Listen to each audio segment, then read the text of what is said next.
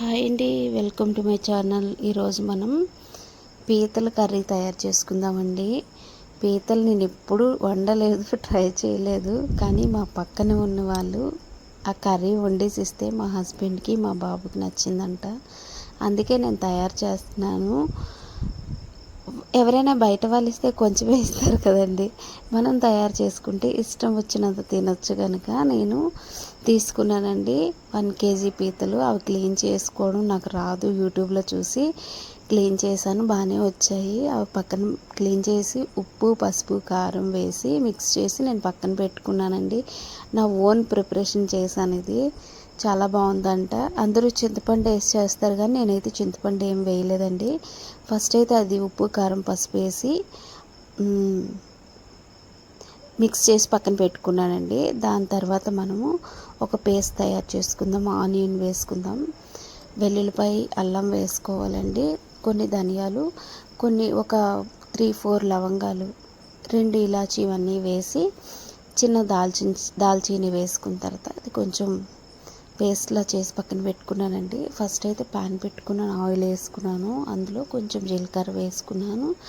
వేసుకున్న తర్వాత అందులో నీ పేస్ట్ వేసి ఫ్రై చేసుకున్నానండి. ఫ్రై చేసినప్పుడు నేను ఒక 4 గ్రీన్ చిల్లీస్ వేసుకున్నాను. అవి కూడా వేసి ఫ్రై అయిన తర్వాత అందులో నేను పసుపు వేసుకున్నాను. ఉప్పు, పసుపు వేసి చక్కగా ఫ్రై చేసుకున్నాను.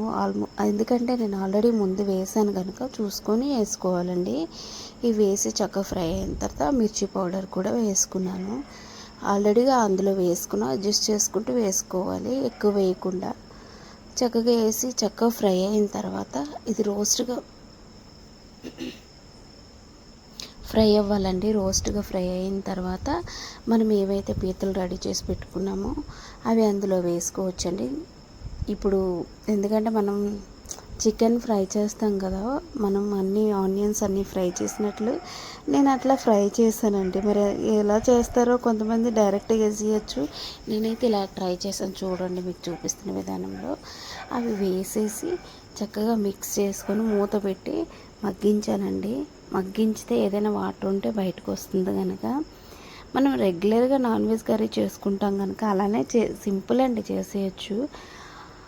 అయితే ఇది చక్కగా మూత పెట్టి మగ్గించి చక్కగా ఫ్రై అయిన వరకు ఒక 3-4 టైమ్స్ క్యాప్ తీసి మిక్స్ చేస్తుంటే అప్పుడు ఫ్రై అయిపోద్ది. తర్వాత నేను ఒక 2 టమాటోస్ కూడా వేసుకున్నాను, చిన్నవి వేసుకొని అది కూడా గ్రైండ్ చేసుకుని వేసుకున్నానండి.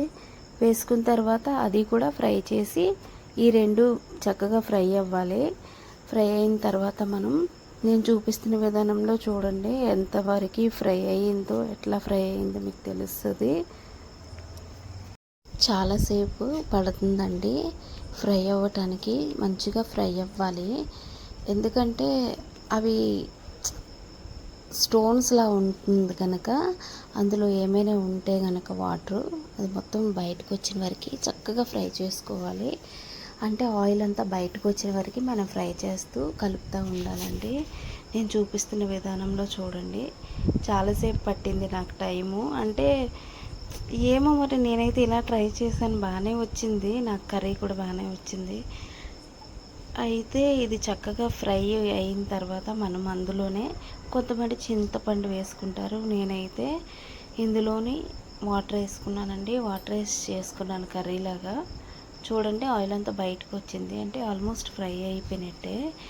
ఇంకొక 1 మినిట్ అట్లా ఫ్రై చేసుకున్న తర్వాత అంటే క్యాప్ వేసేటప్పటికి మనకి మసాలా ఇవన్నీ ఫ్రై అవుతుంది. సిమ్లో పెట్టి మనం ఫ్రై చేసుకుంటే ఫ్రై అయిన తర్వాత మనం తగినంత వాటర్ వేసుకోవచ్చు. చూపిస్తున్న విధానంలో చూడండి, అంటే తినటానికి కూడా ఇంట్రెస్ట్గా ఉంటుంది. ఇలా ఫ్రై అయ్యేటప్పటికి మంచిగా ఇలా ఫ్రై అయ్యేటప్పటికి తినాలనిపిస్తుంది, లేదంటే ఏమో ఎట్లానో ఉంటుందో తెలియదు. కనుక చక్కగా ఇది ఫ్రై అయిపోయిన తర్వాత చూడండి వాటర్ వేసుకున్నాను. వాటర్ ఆ పీసెస్ ములిగిన వరకు వాటర్ వేసుకోవాలి. నేనైతే ఫస్ట్ కొంచెం వేసుకున్నాను, తర్వాత వేసుకున్న వాటర్ చూడండి. ఎందుకంటే మిక్సీలో టమాటా చేసాం కనుక అది ఇది చక్కగా వేసుకొని వాటర్ అంతా వేసుకొని మనము ఏమైనా కారం ఏమైనా సరిపోలేదు అంటే ఒకటి వస్తే కొంచెం వేసుకోవచ్చు. ఇప్పుడే ఉప్పు, కారం అడ్జస్ట్ చేసుకోవచ్చు.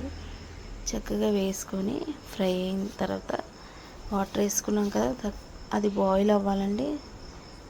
గ్రేవీ మనకి ఎంత కావాలో చూసుకొని దాన్ని బట్టి వాటర్ ఎక్కువ వేసుకుంటే మనకు సరిపడినంత గ్రేవీ వచ్చిన వరకు మనం బాయిల్ చేసేసి అందులోనే లాస్ట్లో కొరియండర్ వేసుకొని కొత్తిమీర వేసుకొని సర్వ్ చేసుకోవడమేనండి. ఇంతే అండి పీతల కర్రీ. మీరు ఎలా చేస్తారో నాకు కామెంట్లో తెలియజేయండి. నాకైతే రాదు, నేను ఓన్గా తయారు చేశాను. బాగానే వచ్చింది కర్రీ, నేను కూడా తిన్నాను, టేస్ట్ బాగానే ఉంది. నెక్స్ట్ టైం అంటే మనము రెగ్యులర్గా తినేటోళ్ళంటే తినచ్చు 15 డేస్కి అట్లా. ఎప్పుడో తినేటోళ్ళకి మాకైతే పర్లే, ఓకే ఓకే అనిపించింది, బాగానే ఉంది.